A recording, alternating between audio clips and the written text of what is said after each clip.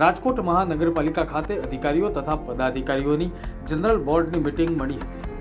Meeting શરૂ થયા બાદ રાજકોટના કોર્પોરેટરોએ પ્રશ્નો શરૂ કર્યા હતા। ત્યારબાદ ઘણીવાર વિનવવા છતાં વિરોધ પક્ષના નેતા દ્વારા પ્રશ્નો વિશે ચર્ચા શરૂ કરવામાં આવી હતી અને ભાજપના કોર્પોરેટર દ્વારા વિરોધ કરાતા મામલો બીચક્યો હતો। રાજકોટ મનપાના માર્શલો દ્વારા વિરોધ પક્ષના નેતા પાસેથી બેનરો છીનવી લઈને જનરલ બોર્ડની મીટિંગમાંથી ધક્કામુક્કી કરીને બહાર કાઢવામાં આવ્યા હતા। વિપક્ષના સભ્યોને બહાર કાઢીને વિકાસના કામોને બહાલી આપવાની પ્રક્રિયા પૂર્ણ કરવામાં આવી હતી અને મીટિંગ પૂરી થયાનું જાહેર થયું હતું।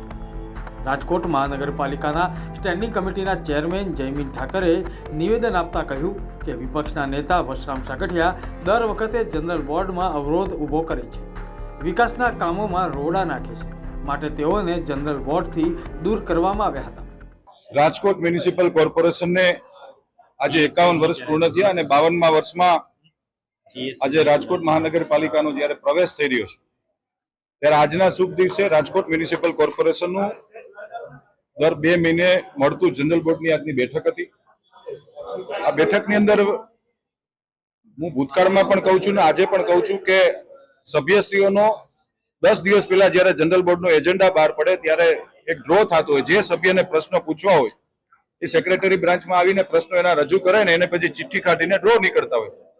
ભારતીય જનતા પાર્ટીના સભ્ય શ્રી મગનભાઈ સોરઠિયાનો પ્રશ્ન હતો, પહેલા નંબરે હતા, બીજા નંબરે હતા। જ્યારે પ્રશ્નોત્તરી ચાલતી હોય અને ગેરબંધારણીય રીતે વિપક્ષના સભ્યો ઊભા થાય, રાજકોટના વિકાસ કામો માટે હંમેશા જનરલ બોર્ડ મળતું હોય છે, પરંતુ દુઃખ સાથે કહેવું પડે કે વિપક્ષના સભ્ય જ્યારે પ્રશ્નોત્તરી માટે અમે જ્યારે બોલાવીએ છીએ ત્યારે પોતે હાજર નથી રહેતા। એ આખી વહીવટી પ્રક્રિયામાં પોતાની ગેરહાજરી હોય છે, સમય એની પાસે છે નહીં, માત્ર મીડિયાની ફ્રન્ટલાઇનમાં રહેવું, આ સિવાય કોઈ વિકાસ કામની એને રસ નથી। માત્ર એક પેપર ટાઈગરની જેમ વિપક્ષના સભ્ય આવે। દુઃખ સાથે એ પણ કહેવું પડે કે કોંગ્રેસના 4 સભ્યો છે, 4માંથી આજે 2 સભ્યો હાજર રહ્યા હતા।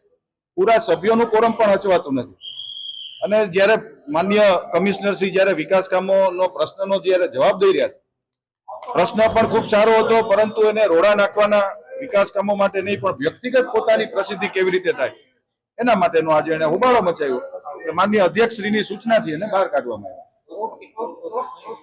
જનરલ બોર્ડની મીટિંગ શરૂ થાય તે પહેલા રાજકોટ મનપાની વિજિલન્સ ટીમ દ્વારા બોર્ડમાં આવતા તમામ નેતાઓને ચેક કરવામાં આવતા હતા, ત્યારે નેતાઓના મનમાં અનેક સવાલો ઊભા થયા હતા। વિરોધ પક્ષના નેતા વશરામ સાગઠિયા બોર્ડમાં આવ્યા ત્યારે તેમનું પણ ચેકિંગ હાથ ધરાયું હતું, ત્યારે તેમણે કહ્યું હતું કે અમે થોડા આતંકવાદી છીએ અને મોટા અવાજે તેમણે રજૂઆત કરી હતી અને વિરોધ પ્રદર્શન કર્યું હતું। રાજકોટ મહાનગરપાલિકામાં ભાજપના શાસકો દ્વારા વિરોધ પક્ષના આગેવાનો કોર્પોરેટર એટલા માટે કાઢી મૂકવામાં આવે છે એને પોતાને મન ફાવે કેવા નિર્ણયો લઈ શકે। આ નિર્ણયો લેવા એ ભાજપની હકીકતમાં કાયમ કમજોરી હોય છે। ભાજપના આંકડાઓએ કરોડો રૂપિયા લઈ લીધા હોય, ભાજપના આંકડાઓ કરોડો રૂપિયા લઈ લીધા હોય એટલે અહીંયા એના પેદાઓને કહે છે કે વિરોધ પક્ષને બોલવા ન દો। વિરોધ પક્ષને અવાજ દબાવવામાં આવે છે કારણ કે એમને કૌભાંડ કરવા છે। હવે અમને બહાર કાઢી મૂક્યા પછી પોતાની દરખાસ્તનો મન ફાવે તેવી મંજૂર કરશે, અમારો વિરોધ પર અંદર નહીં લખાવે। એ બતાવે છે કે ક્યાંક ને ક્યાંક આ લોકો પ્રજાથી અને વિપક્ષથી ડરી રહી છે। આ કાયમી થયું છે, એ લોકોને શરમ જેવો છાંટો નથી ભાજપ વાળાને। મુદ્દો હલકાનો કોઈ સીમા નથી, એટલી નકટા હલકા ઉપર જયારે ભાજપ આવતું હોય ત્યારે વિપક્ષ તરીકે અમારી ફરજ છે। અમારો જે મુદ્દો હતો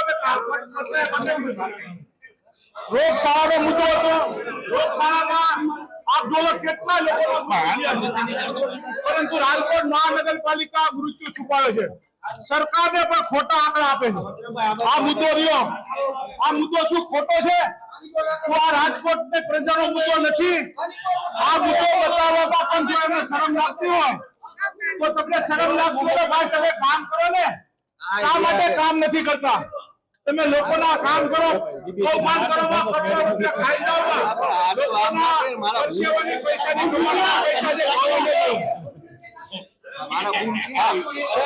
કચરાના કોન્ટ્રાક્ટ ને લઈને કરોડો બોલું છું તો કરોડો રૂપિયા એટલે આ કાંઈ કીધું છે કે તમે કૌભાંડ કર્યા રાખો અને એને તમારી ઉપર સાવરવાળા બેઠા એક સાથે 10 વર્ષ માટે કોન્ટ્રાક્ટ આપી દેવામાં આવ્યો. એક સાથે 10 વર્ષ માટે એ બે જ પાર્ટીને આપી દેવામાં આવશે. એની ટેન્ડર કોપી મેં માગી છે પરંતુ હજી અમને આપી નથી.